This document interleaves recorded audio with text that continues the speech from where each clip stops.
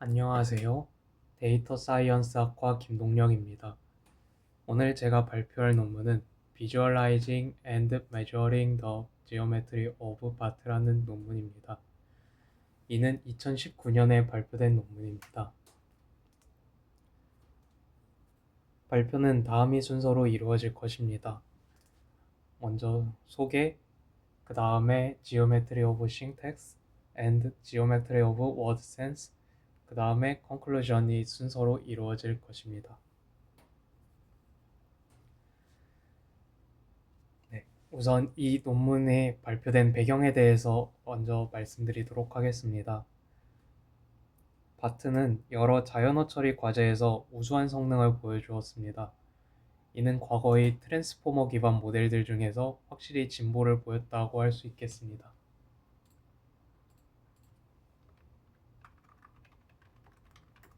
그러나 이 모델이 내부가 어떻게 언어 정보를 표현하는지에 대해서는 여전히 불명확한 것으로 남아있으며 연구자들에게 직관적인 이해를 제공하지 못한다는 문제가 있었습니다.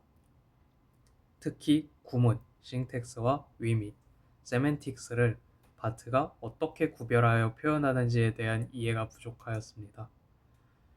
그래서 이 논문은 바트가 내부적으로 의미와 구문을 구분하여 표현하는지, 그리고 그 표현이 어떤 기하학적 구조를 가지는지에 대해서 탐구하고 시각화하여 연구자들의 직관적인 이해를 높이는 것이 목적이라고 할 수 있겠습니다. 먼저 사전 지식에 대해서 소개해드리고 넘어가겠습니다.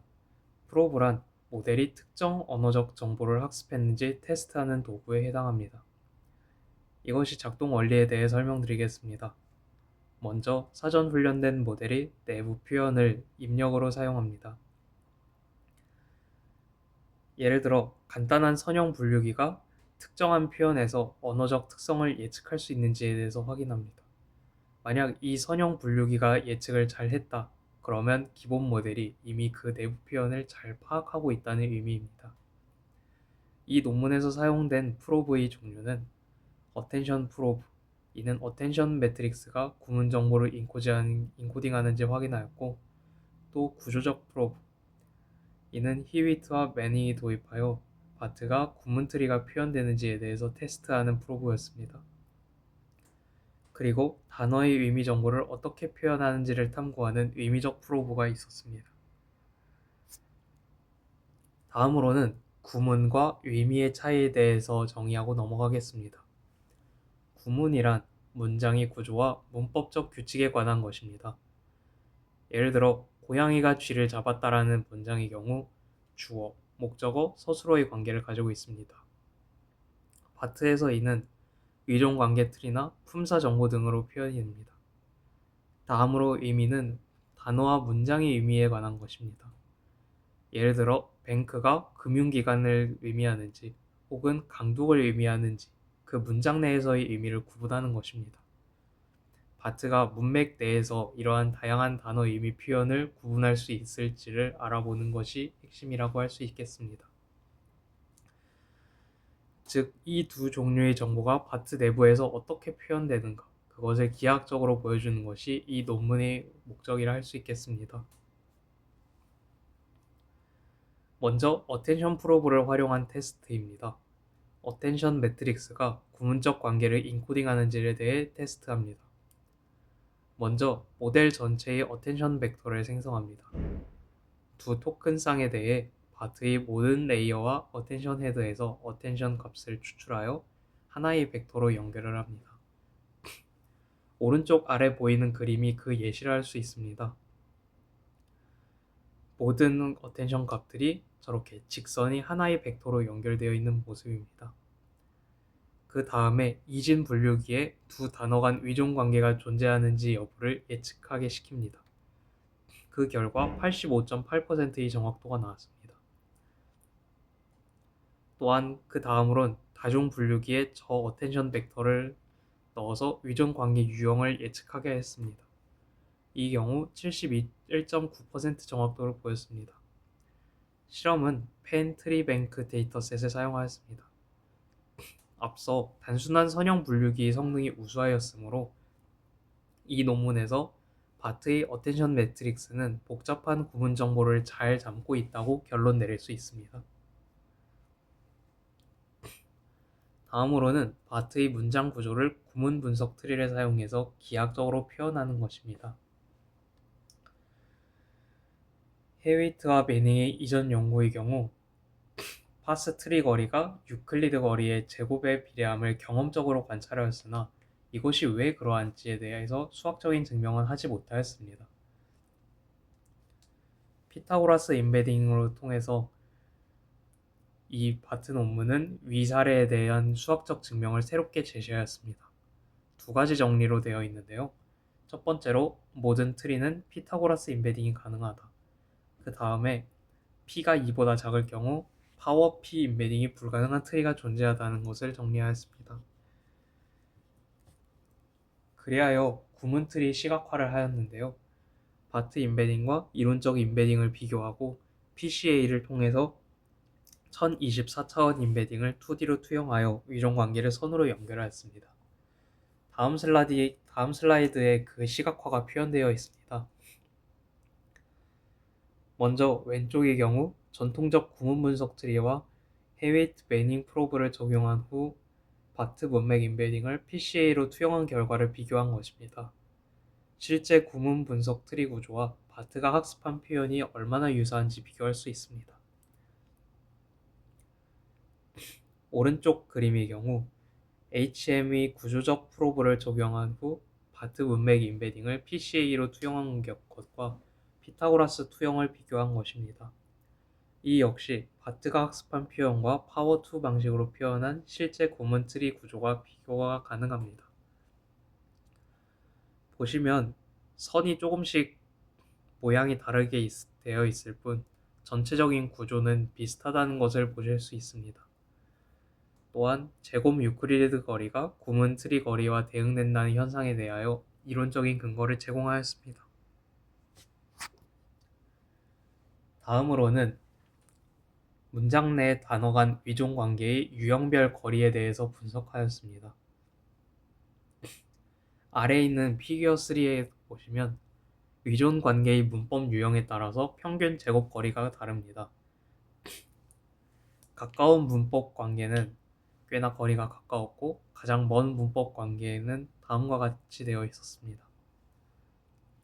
그러므로 바트는 단순히 위종 관계의 존재 여부만 학습하는 게 아니라 관계의 유형에 따라서 서로 다른 거리를 할당할 정도로 풍부한 표현을 학습한다는 걸 알 수 있습니다.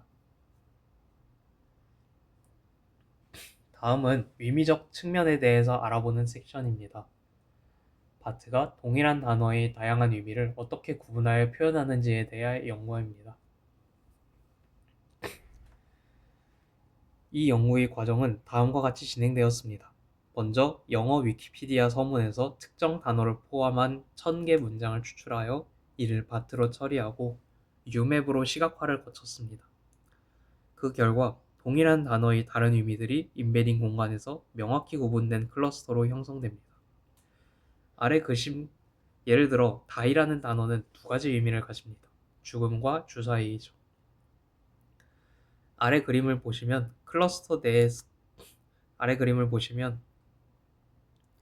죽음과 주사위가 명확하게 다른 클러스터로 형성한 것을 볼 수 있습니다. 또한 죽음이라는 클러스터 내에서도 세부적인 의미 차이에 따라서 조금씩 공간적인 거리가 다른 것을 알 수가 있습니다. 아래 예시 같은 경우는 사망자 수에 따라서 배열 패턴이 발견되었다는 예시입니다. 앞서 본 예시가 정성적인 예시라면 이번에는 바트에게 정말로 의미 구분 능력이 있는지 정량적으로 확인하는 실험이라고 보시면 되겠습니다.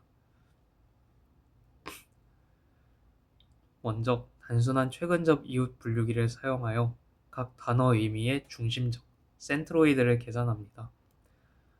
테스트 단어의 임베딩과 가장 가까운 중심점의 의미를 선택하는 식입니다. 데이터는 다음과 같은 데이터 세트를 사용하였습니다. 실험 결과 F1 점수가 71.1을 달성하였으며 당시로서는 최고 성능을 기록하였습니다.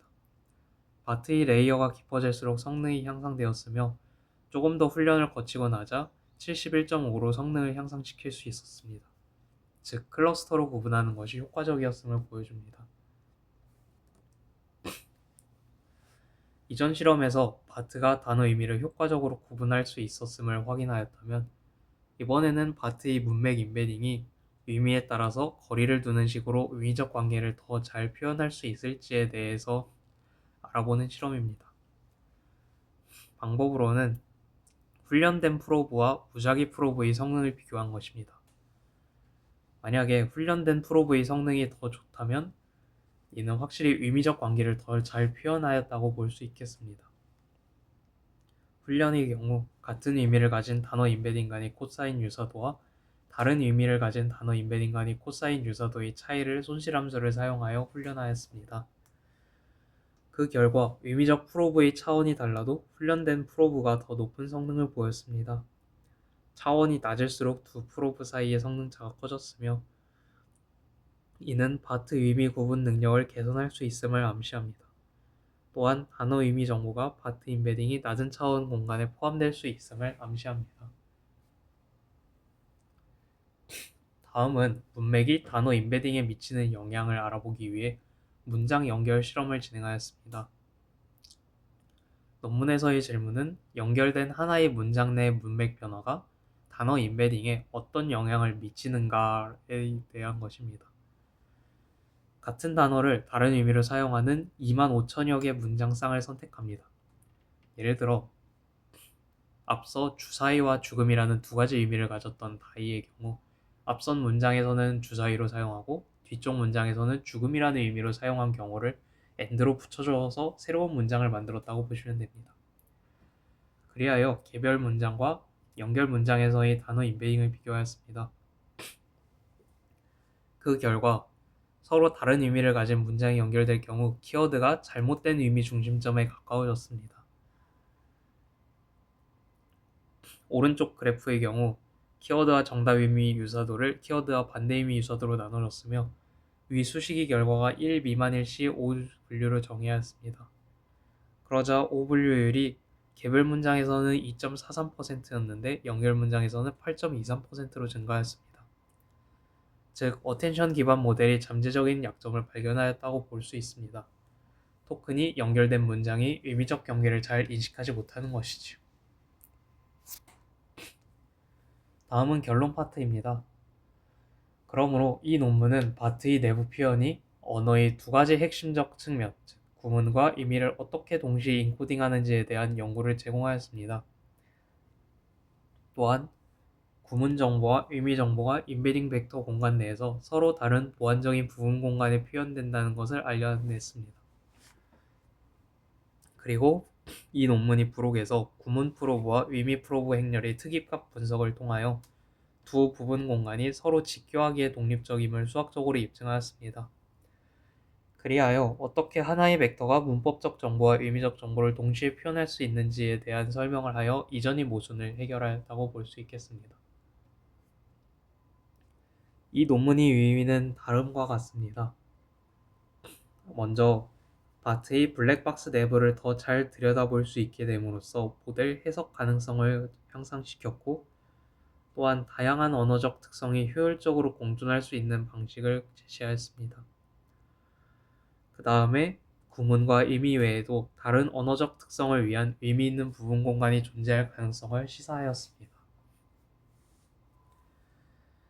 그리하여 이 논문이 후속 연구들로서는 다른 언어학적 특성의 부분 공간을 탐색하는 것, 즉 감정이나 맥락적 의미 등을 위한 별도의 부분 공간이 존재하는지를 알아내는 것, 그리고 기하학적 구조와 아키텍처의 관계에 대해서 알아내는 것입니다. 이는 내부 의미 표현이 트랜스포머 구조의 특성과 어떻게 연관되는지에 대한 것입니다. 그리고 신경망이 어떻게 언어를 처리하고 이해하는지에 대한 우리의 이해를 심화하기 위한 인식론적 발전이 좀 더 필요하며, 결과적으로 위와 같은 기하학적 통찰을 활용한 더 효과적인 언어 모델을 설계해서 LLM을 개선하는 것이 향후 연구 방향이라 할 수 있겠습니다. 저 개인적으로 생각하기에 바트 외의 트랜스포머 기반 모델 및 어텐션 메커니즘을 사용한 모델에 대해서도 이 논문과 비슷한 결과가 나타나는지에 대한 확인한 후속 연구가 있는지에 대해 궁금해졌습니다. 또한 문장 연결 실험에서 나온 약점을 최신 모델이 극복하였는지 혹은 여전히 약점이 남아있는지에 대해서 궁금증을 가지게 되었습니다. 이상으로 발표를 마치겠습니다. 감사합니다.